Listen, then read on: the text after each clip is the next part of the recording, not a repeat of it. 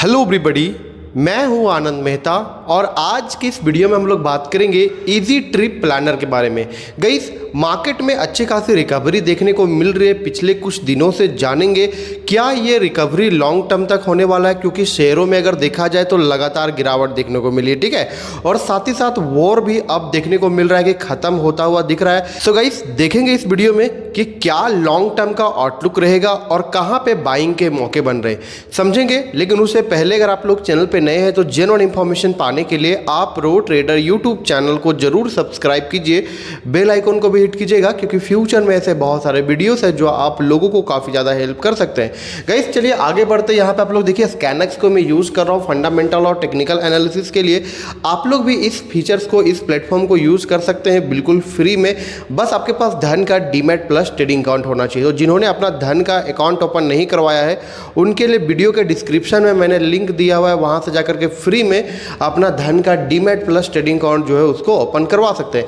Guys, चलिए आगे बढ़ते हैं। यहाँ पे देखिए, आप 10 रुपये के आसपास प्राइस चल रहा है। और अगर मैं बात करूँ लॉन्ग टर्म में तो आप लोग देखिएगा यहाँ पे पिछले एक साल में लगातार गिरा है ये शेयर, और थोड़ा मोड़ा नहीं, 49% से ज़्यादा यानी कि 50% के आसपास का जो है गिरते हुए यहाँ पे देखने को मिला है। वहीं अगर मैं शॉर्ट टर्म में बताऊँगा तो पिछले 6 महीने में आप लोग देखिए 36% के आसपास का गिरा हुआ है, और एक महीने में 4% के आसपास का गिरा हुआ है। लेकिन पिछले 5 साल में क्या है, 63% के आसपास की तेजी है। देखिए, जो चीज़ें है इसमें दो बड़ी मेजर अपडेट है कि बोनसेस का बहुत बड़ा गेम खेला गया है, और साथ ही साथ एक और बड़ी दिक्कत है कि प्रमोटर लगातार अपनी जो इक्विटी है वो बेचते जा रहे हैं। लेकिन बेचना अगर आप लोग बोलिए कि नॉर्मल सी बात है, लेकिन नहीं, नॉर्मल बात नहीं है।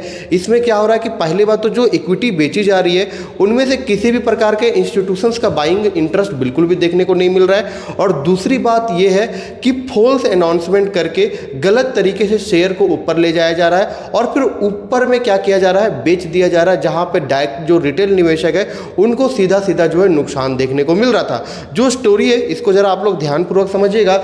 ये कंपनी ने अनाउंस की है क्या करेंगे, ईवी बसेस बनाएंगे। ओके, अब इस न्यूज़ के बाद स्टॉक प्राइस में तेजी आई, और उस तेजी में कंपनी के प्रमोटर ने 14% की इक्विटी क्या है बेच करके भाग गए। 1-2% नहीं, 14% बड़ी मात्रा में होता है। शेयर में तेजी आई, एक झटके में उन्होंने बेचा और भाग गए, ठीक है।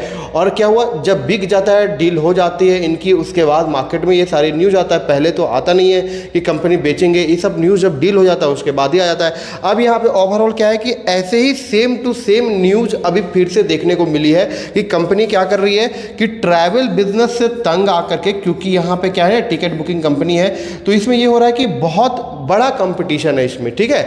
तो इसमें क्या है, इससे तंग आकर कंपनी क्या कर रही है, अपना वेंचर का बिजनेस स्टार्ट कर रही है, जहाँ पे वो स्टार्टअप्स में, कंपनीज में क्या करेगी, निवेश करेगी, जिन जिन बिजनेसेस में इनको क्या रहेगा, पोटेंशियल दिखेगा। अब गेम वाली बात ये है कि जहाँ पे ये जिस सेक्टर में जा रहे हैं वो सेक्टर और भी यहाँ पे हेवी रहने वाला है। ईवी बसेस का जिस प्रकार से इन्होंने अनाउंसमेंट करा था, क्या ये भी अनाउंसमेंट फॉल है? इस बीच फिर से क्या इनकी बिकवाली आएगी? क्योंकि लगातार इनके प्रमोटर और फाउंडर के नए नए कॉन्ट्रोवर्सीज वाली चीज़ें आती रहती है, ठीक है। महादेव बेटिंग ऐप का न्यूज़ आप लोगों ने सुना होगा। ये भी इनके जो यहाँ पे जो इनके खास करके जो फाउंडर है उनके ऊपर यहाँ पे ये केस लगा था मनी लॉन्ड्रिंग का। इससे पहले इज माई ट्रिप को लेकर के भी इनका एक कंट्रोवर्सी चला था, और अभी नए नए के साथ क्या है कि आते रहता है ये मार्केट में। ओवरऑल मैं आप लोगों को समझाता हूँ कि देखिए, जो यहाँ पे ये नया वेंचर बना रहे हैं अपना, जो स्टार्टअप में नए नए बिजनेसेस में निवेश करेंगे, देखिए वहाँ पे ना रिस्क और ज़्यादा इन्वॉल्व है। जो इन सारे बिजनेसेस में इन्वॉल्व रहते हैं उनका सक्सेस रेशियो खास करके स्टार्टअप्स में जो निवेश करते हैं वो बहुत ज़्यादा कम रहता है। तो इस प्रकार के बिजनेसेस में अगर जाएंगे तो आने वाले टाइम में और ज़्यादा दिक्कतें देखने को मिलेगी।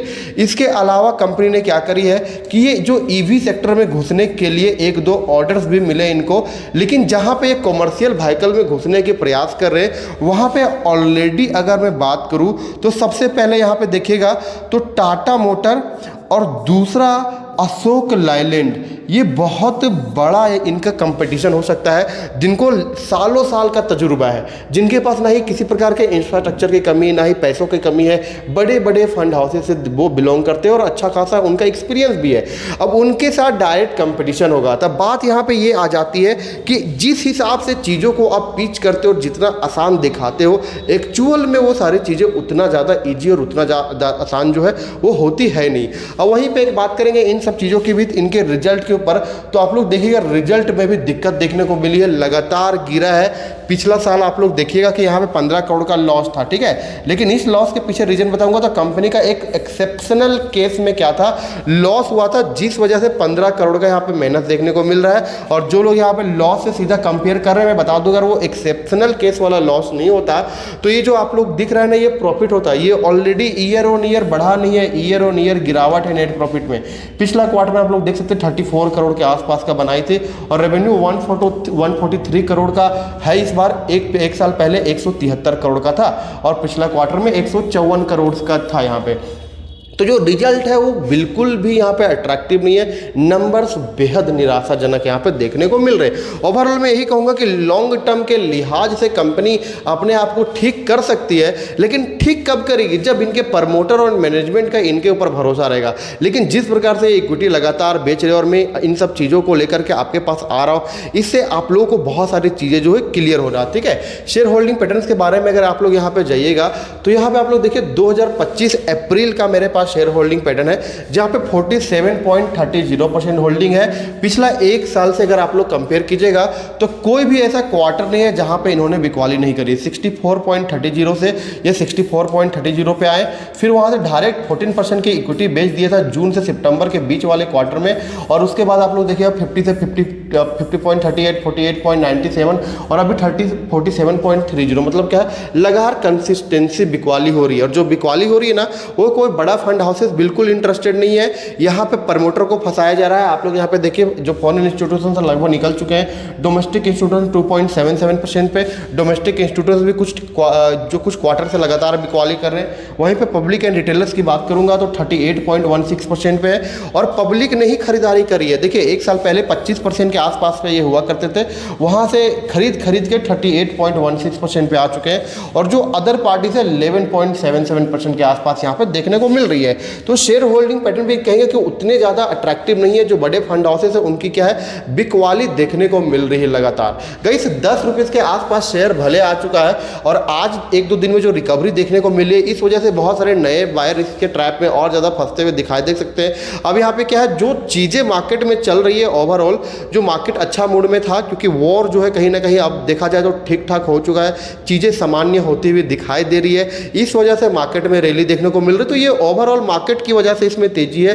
कंपनी का कोई इंटरनल कुछ फंडामेंटल कुछ भी अच्छा होते हुए नहीं दिखाई दे रहा है। अगर इनके पी रेशियोज के ऊपर अगर आप यहाँ पे जाइएगा, जो पी रेशियोज को यहाँ पे देख रहे हैं, 35 का पी रेशियो है, ऑलरेडी महंगा है, इसको सेक्टोरियल पी से कंपेयर कीजिएगा तो। ओवरऑल यही मैं कहूँगा, दूर बैठो तमाशा देखो, कहीं भी बाइंग के मौके देखने को मुझे नहीं मिल रहे, कोई भी फंडामेंटल सोर्स मुझे देखने को नहीं मिल रहा है। और जिस प्रकार से इनकी स्थिति चल रही है, आने वाले टाइम में स्टॉक आपको सिंगल डिजिट का बहुत जल्द होते हुए दिखाई दे सकता है।